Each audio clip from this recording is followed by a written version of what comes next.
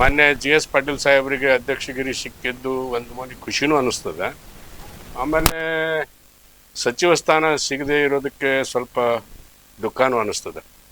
ಯಾಕಂದ್ರೆ ಈಗಾಗಲೇ 4 ಬಾರಿ ಶಾಸಕರಾಗಿ 40 ವರ್ಷಗಳ ಕಾಲ ಕಾಂಗ್ರೆಸ್ ಪಕ್ಷಕ್ಕೆ ದುಡಿದವರು.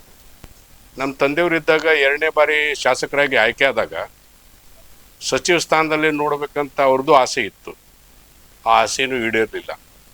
ಮೊನ್ನೆ ಸಾರಿ ನಮ್ಮ ತಾಯಿಯವರು ಕೂಡ ಶಾಸಕರಾಗಿ ಆಯ್ಕೆ ಆದಾಗ ಸಚಿವರಾಗ್ತಾರೆ ಅನ್ನುವಂಥದ್ದು ಅವ್ರಿಗೂ ಕೂಡ ವಿಶ್ವಾಸ ಇತ್ತು.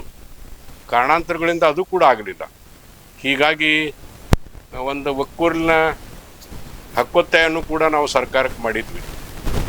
ಆದರೆ ಅದು ಏನಾಯಿತು ಏನೋ ಸರ್ಕಾರದ ಕೆಲವೊಂದಿಷ್ಟು ಬೆಳವಣಿಗೆಯಲ್ಲಿ ಮಾನ್ಯ GS ಪಾಟೀಲ್ ಸಾಹೇಬರಿಗೆ ಸಭಾಪತಿ ಅಧ್ಯಕ್ಷ ಸ್ಥಾನ ಕೊಟ್ಟಿದ್ದು ಎಲ್ಲರಿಗೂ ಒಂದು ನಮೂನಿ ಏನು ಅಂತಂದರೆ ಎಲ್ಲ ಶಾಸಕರಿಗೂ ಮಾದರಿಯ ಶಿಕ್ಷಕರಾಗಿ ಕೆಲಸ ನಿರ್ವಹಿಸ್ತಾರೆ.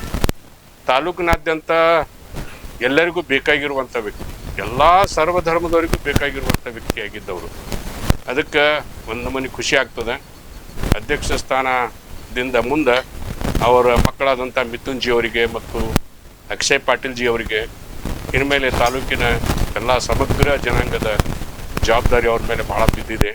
ಅವರು ಕೂಡ ಮುಂದೆ ಮಾನ್ಯ GS ಪಾಟೀಲ್ ಸಾಹೇಬರಂತೆ ಎಲ್ಲ ಜನರ ಜೋಡಿ ಸ್ಪಂದಿಸಿ ಹಲವಾರು ಅಭಿವೃದ್ಧಿ ಕಾರ್ಯಗಳನ್ನು ನಡೆಸಲಿ ಅಂತ ಆ ದೇವರಲ್ಲಿ ಕೇಳಿಕೊಂಡು ಅವರವರಿಗೆ ಆರೋಗ್ಯ ಐಶ್ವರ್ಯ ಜಾಸ್ತಿ ಕೊಡಲಿ ಅಂತ ತಿಳ್ಕೊಂಡು ನಾನು ದೇವರಲ್ಲಿ ಪ್ರಾರ್ಥನೆ ಮಾಡ್ತೀನಿ.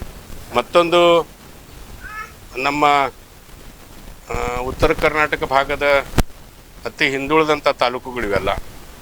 ಅದಕ್ಕೆ ಮಾನ್ಯ GS ಪಾಟೀಲ್ ಸಾಹೇಬರಿಗೆ ಸಭಾಪತಿ ಸ್ಥಾನ ಸಿಕ್ಕಿರೋದು ನಿಜವಾಗಿಯೂ ಹೆಮ್ಮೆ. ಅವರಿಗೆ ತುಂಬು ಹೃದಯದ ಅಭಿನಂದನೆಗಳನ್ನು ಸಲ್ಲಿಸ್ತಾ ಇದ್ದೀನಿ.